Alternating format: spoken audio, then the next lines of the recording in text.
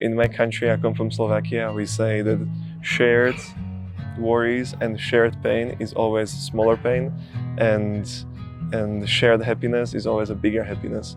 And I think that goes together with activism. Like if you are worrying about the issue yourself alone in the room, it feels much less manageable than in a group, and the other way around. If there is a big success that we have achieved through our activism, it's so much more fun to celebrate it together.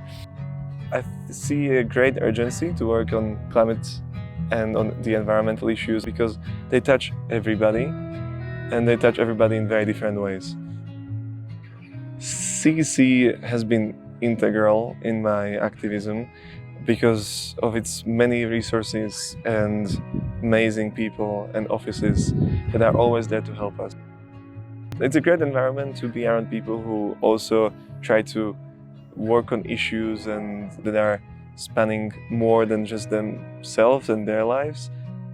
I would just like to say, even with all the good things that there are at CC that make it easy for me or easier for me to do activism, I think it would be great if we have more of an active culture among the student body and also in the curriculum and the school as a whole.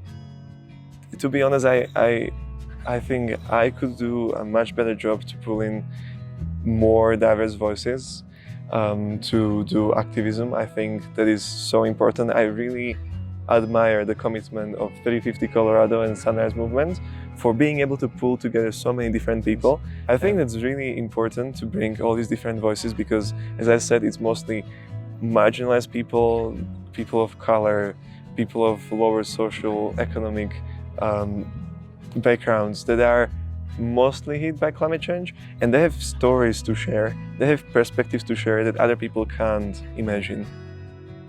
What makes activism enjoyable is the whole group dynamics. You meet people, they're very fun, and you go and eat pizza together, you talk about how you're going to save the world and all these kind of things. But now with COVID, this kind of fun aspect and the community aspect has been taken away because we had the screen in between us.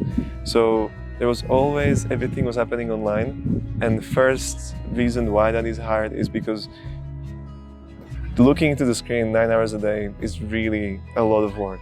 It's incredibly hard.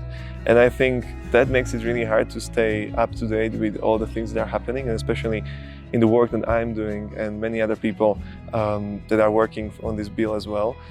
And every day something is happening without actually you knowing what is going to happen next. And when things are happening so quickly, I think it's just very hard to do everything online because, you know, we still want to live our lives in real life. And this pandemic made it much harder because it's just so much more fun to meet people. I was extremely encouraged and motivated after the meeting with Senator Pete Lee because it is so easy to feel like you don't really have much power or that you can't really change anything because you're just one of 8 billion people in this world, and even if you send an email, like there's still so many other people who are going to be against you and all these kind of things. However, now when we met with Senator Pete Lee, he literally asked us to send him emails. These people, they really care about what we have to say, about our stories, and I think it is very encouraging because it makes democracy real, you know?